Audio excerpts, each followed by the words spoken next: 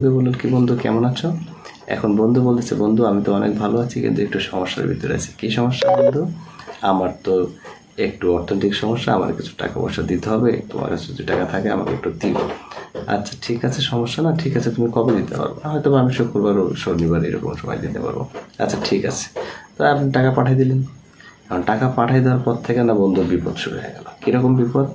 আজকে ছাগলের পাতলা পায়খানা হয়েছে, কালকে গরুর পাতলা পায়খানা হয়েছে, পরশু দিন তার হয়েছে, তারপরের দিন তার বাড়িয়ালির হয়েছে, এবার লাস্টের দিন আপনি ফোন দিয়েছেন বন্ধু কী ব্যাপার, টাকাটা কবে দিবা? বন্ধু টাকা কি তোমার মাইরা খাইছি?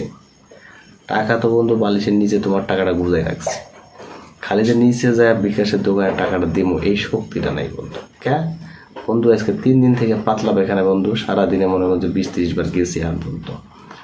ও বন্ধু তাহলে তো খুব কষ্ট হয়ে গেছে বন্ধু, তোমার জন্য কি স্যালাইন নিয়ে আসবো?